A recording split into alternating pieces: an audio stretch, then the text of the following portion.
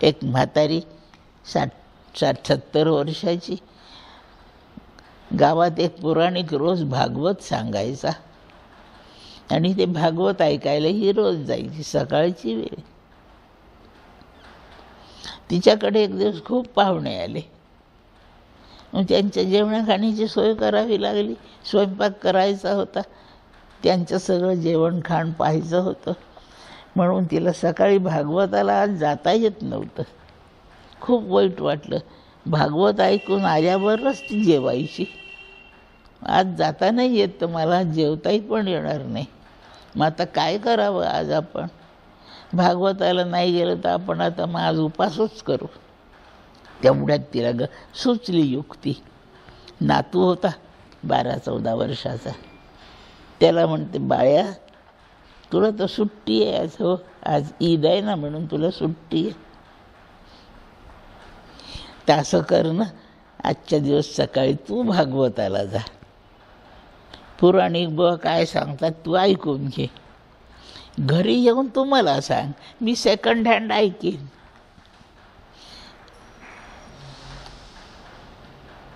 हो, जातो आजी.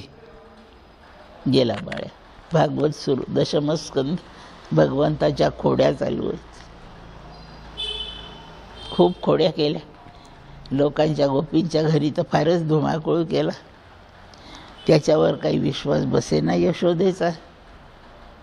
माझं पोरगं एवढं थोडी वाढ आहे काही, असंच तिला वाटायचं. आणि एक दिवस तिने लोणी काढायसाठी दही घुसळून ठेवलं आहे, डेराभर ताक आहे, त्याच्यावर एवढाले लोण्याचे गोळे तरंगत आहेत.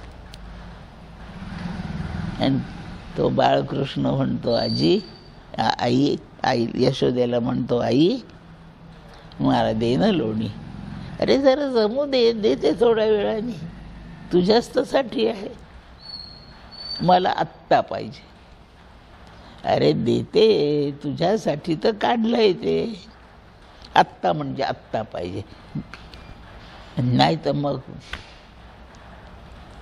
आणि देते तुला मी थोड्या वेळाने, ते जमेपर्यंत मी जरा स्वयंपाकघरात काही पाहून येते आणि आली की तुलाच घुट देते लोणी, चांगलं वाटीभर देते, तू म्हणशील तेवढं. ती गेली स्वयंपाकघरात. राग आला, मला आत्ता लोणी नाही दिलं. दांडू घेतला, डेऱ्यावर मारला, डेरा फुटला, टाकाचा पाट वाहतोय आणि त्याच्यावर लोण्याचे गोळे तरंगत चालले अंगणापर्यंत. गेला अंगणामध्ये आणि त्याची ते गडी असं होतेच. ते सगळे हाका मारल्या, सगळ्यांनी ते लोणी खाऊन घेतलं. ते 5-10 मिनिटात एवढं घडून गेलं. यशोदा बाहेर आलेलं. माठ फुटलेला आहे, लोणी गेलेलं आहे, ताक गेलेलं आहे. कोणी फोडलं रे हे? तुझं? तू केलं का हे काम? हो, मी मागितलं तुला, तू दिलं नाही, मला राग आला, फोडून टाकलं म्हणे. आणि यशोदेला कळलं की लोकांच्या घरी हाच धुमाकूळ करतो. त्यांनी केलेले गाऱ्हाणे चुकीचे नाही आहेत. आज याला चांगली शिक्षाच करते. आता मला आता कळलं कसा हा पोरगा आहे. काय शिक्षा करायची? आता आपल्याही घरी त्यांनी खोड्या करू नये, दुसरीकडे जाऊन करू नये, याला आता बांधूनच ठेवते. गोठ्यात गेली, एका गाईचं एक दावं काढलं. गाई नव्हत्याच घरी, गेल्या होत्या चरायला, पण दावी असतात खुंट्यालाच. एक दावं काढलं. आता ही आपल्याला बांधते म्हणून पळाला तो. एकदा संतापला म्हणजे माणूस काय शोभतं न शोभतं समजू शकत नाही. यशोदा धावत निघाली त्याच्या मागे. गावातले लोक म्हणतात, यशोदामाई आज काय धावते, पुढे कृष्ण धावतोय. 2-4 गोपी भराभर पुढे आल्या. काय यशोदामाई? अरे काय धुमाकूळ, सारा माठ फोडून काढला. ठरवलंय तुम्ही करता ते गाऱ्हाणी खरी आहेच. आज त्याला शिक्षा म्हणजे शिक्षा, बांधूनच ठेवते त्याला आता. म्हणजे तुमच्या इकडे धुमाकूळ करायला येणार नाही आणि घरातही करणार नाही. किती धावली गावभर. रस्त्यात कळत चाललं, त्याला पकडायला आई धावते आणि भराभरा गोपी 50 गोपी जमा झाल्या. म्हणे आता आम्ही तुम्हाला मदत करतो माई, आपण त्याला पकडू, आम्हालाही वाटतंय त्याला शिक्षा करू, आपण सगळे मिळून बांधू. आणि बांधायला प्रत्येकीने एक दावं घेतलं, सगळ्या पळतायत. शेवटी भगवान वळून मागे पाहतात, हसतायत. थकली यशोदा धावून. ते काही मॅरेथॉनमधले नव्हती ती धावत राहील म्हणून. आपली आई कंटाळली, थकली, थांबली आहे आता. तिची इच्छा आहे ना मला बांधायची, ती माझी आई आहे, माझी भक्त आहे, तिची ही इच्छाच पुरी करतो आता. थांबला, बांधात आम्हाला राहायला उभा. इथे रस्त्यात थोडी बांधायचं आहे, ओढत घरी नेला. सगळ्या गोपी धावल्या तिच्यासोबत. पूर्वी भात कांडायचे, उखळ्या असायच्या मोठमोठाल्या, दगडी. अंगणात होती ती, घरात कशाला एवढी मोठी ठेवा, बाहेर अंगणात. तिथे त्याला उभा केला, दोरांनी बांधला. प्रत्येक गोपी आपली हौस पुरवायला त्याला बांधू लागली, एक एक दोऱ्याने. खूप दोर बांधले गेले कंबरेला.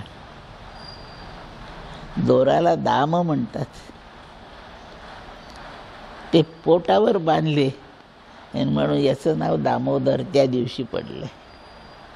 आधी हा कृष्णच आहे.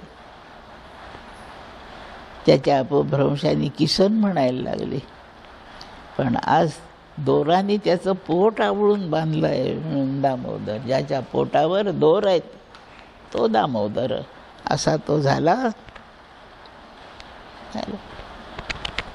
हे तो नातू आजीला सांगतोय बरं का. पुराणिकाच्या तोंडून हे त्यांनी ऐकलं आणि आजीला ही कथा सांगतो. आला बाळा तो, आलो, आज काय सांगितलं रे भागवतात. आणि त्यांनी ही गोष्ट सांगितली. मग त्याला बांधून पुढे काय केलं. सगळ्या गोपी म्हणायला कशी अद्दल घडली, आणि घरी निघून गेल्या.